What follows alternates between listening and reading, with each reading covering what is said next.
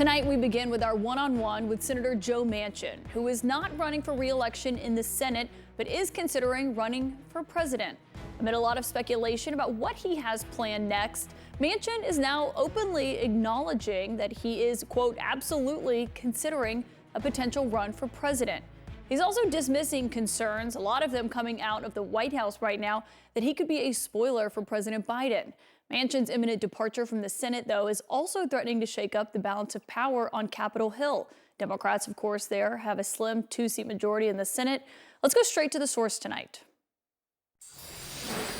And joining me now is Democratic Senator Joe Manchin of West Virginia. Senator, thank you for being here. Obviously, Senator Schumer really wanted you. First of all, thanks for having me, Caitlin. I appreciate it. Yeah, well, thank you for being here and for your time. As you know as well as I do, Senator Schumer really wanted you to run again, but you announced that you are not going to be doing so.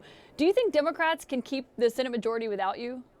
Well, we'll see. You know, here's the thing. Everybody's worrying about the majority so much, and I understand that because it does set the committees and sets the agenda. But the bottom line is it still takes 60. It takes 60 to pass something. So every senator has a tremendous amount of power, whether you're in the majority or the minority. But the majority is always the best place to be, and we'll see. We have Jon Tester. These are some good people, and I wish them well. Yeah, there's a lot of key races. You know, you've talked a lot in your time on Capitol Hill about bipartisanship in the Senate. Senator Mitch McConnell once praised you for saving the filibuster, which he said preserved the Senate. But then he flew to West Virginia and directly recruited your most formidable challenger. Do you feel betrayed by that? That's politics. You know, this is not the most honorable profession in the world anymore. But with that being said, it's all about the next election and it's all about the party system. Caitlin, that's the problem. The business of politics has gotten so big because the business model is a Democrat business and a Republican business.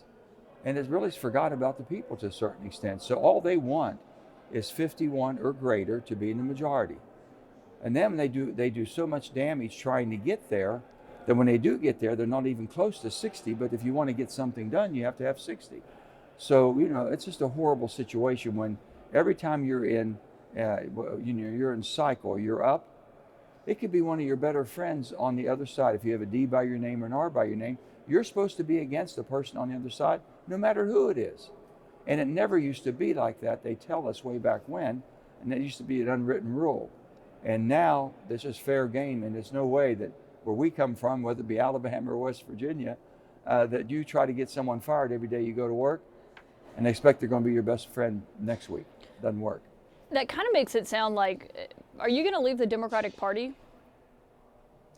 Well, you know, I don't know if I've never considered myself a Washington Democrat.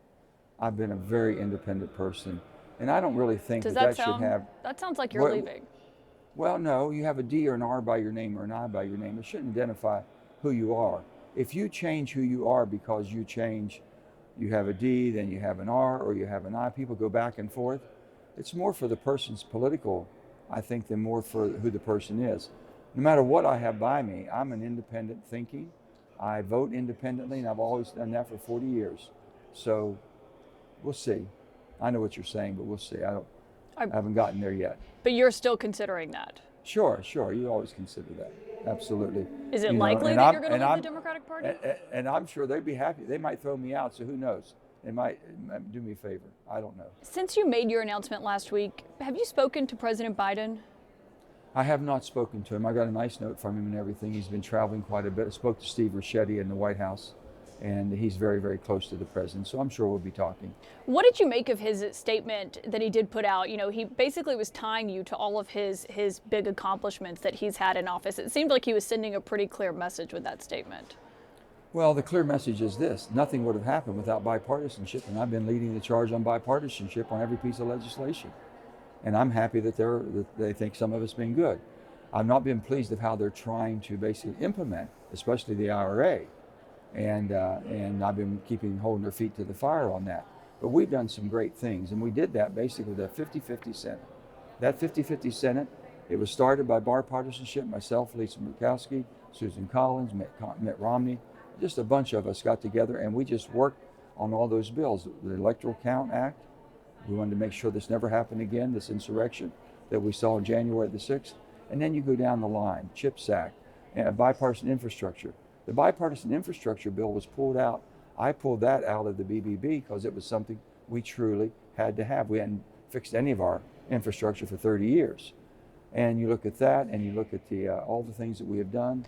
It was an unbelievable stretch. It really was. You've said you were proud of that legacy, not just that, what you've accomplished for the people of West Virginia, but the question is what you are going to do next. And you are very clearly exploring a third-party run, but are you worried that a third-party run for the White House could damage that legacy potentially? Well, let me just say this. Everyone's talking about a third-party run. I'm talking about basically trying to resurrect the middle, the moderate middle, the sensible, common sense middle. And right now, I don't care what you say or what people might be thinking. They're telling me that we've had enough. We can't take it. It's just so much visceral. You know, when you have Donald Trump basically normalizing the attacks on human beings every day, you know, anybody that doesn't agree with him, he's after. And I've said this, the country would be in a horrible situation challenging our democracy if he got reelected. And I've said this very clearly. He believes that truly that the only fair election is the one he wins. He believes that the law only applies to everybody but him. And he attacks anybody that doesn't agree with him. And then he uses this horrible analogies of so many good Americans, just because they might not be in his bandwidth, if you will. So it would be horrible on that, and no truly concern for the rule of law, who we are as Americans, what we're about. And that's the thing we're talking about. And then I've been, to a certain extent, on President Biden. He's not the person we thought that was getting elected, being a centrist and moderate. He's been pushed so far to the left. So if we have this movement in the middle, maybe we can pull people back to a common sense middle to where they can govern. And this is the long run. It's not just for the next election. We're in this. We have Americans together, and my daughter has taken that and run with that, the 501c4, that we're going to help people anywhere we find a Democrat or Republican that wants to work for the betterment of the country. With what you just said there about Donald Trump, and then you said you believe President Biden has been pushed too far to the left. I mean, which one do you think is a bigger threat to America, though? A second term of Donald Trump? Donald Trump, I think we would lose democracy as we know it, because he has no regard whatsoever for the rule of law, who we are as a country, basically the orderly transfer of power, and sowing so much problems as far as within our system that he has no regard whatsoever. But that's the White House argument as well as to why they don't believe you should run, because they believe that if you did, you'd take votes from Biden and help re-elect Donald Trump. Let me just tell you, I'm not going to be a spoiler. I'm not looking for any spoilers, but I'm looking for basically how we're going to govern this country, Caitlin, from the middle. You cannot run your life from the extremes. You're not going to be successful. It's very difficult. You're not going to have a successful business if you're on the extremes, and you can't continue to run this country. You can't have open borders. You can't have a runaway debt. You can't have the problems that we have, the challenges, crime, and all the things that we've got to fight. We've got two of our allies fighting for their life in Israel and Ukraine right now that we're trying to prevent ourselves from getting pulled into a war. There's so much going on. President Biden has worked well overseas with our NATO allies. I think has done a good job. But right now it's going to be very serious, but we've got to get our financial house in order. We've got to secure our borders. And also on top of that, we have an awful lot of people that come here that need to have work visas so they can pay their own way and pay taxes rather than just sucking off the system. You just said you never want to be a spoiler. How and when would you know if that's the case? I think, you know, as I said before, this is the long run. We're out there basically trying to say, hey, are you happy with what's going on? Why did you leave? I have a lot of friends that have left. Why did they leave so early? Are they just frustrated with the system? I know their answer, but I'm saying I want them to be more public. And if they can come out and start talking about what they saw, what was wrong, and what had to be fixed, then we can start building from that core again. And right now, there's not that many in the middle. You know that. Not that many centrists. You're going to say, we're not sure how they're going to vote. You pretty much know most of them are going to vote party line, whether it be Democrat or Republican. They never did know from me because I was going to look at the issue and I was going to vote what I thought would help my country, my state, and I could go home and explain it.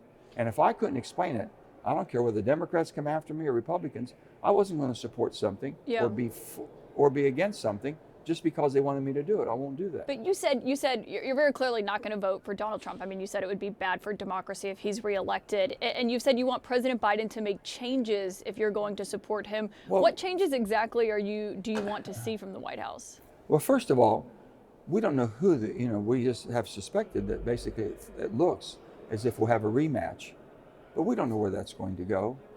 And the bottom line is that I believe that President Biden has been pushed to the left. He feels like that's where the base of the party, or where he thinks he has to go.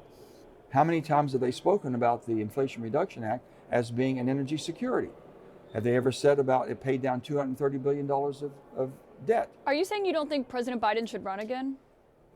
Oh, I'm not asking and telling anybody what to do. My goodness, no. I'm hoping they see that there's a movement and he can come back to where he started from.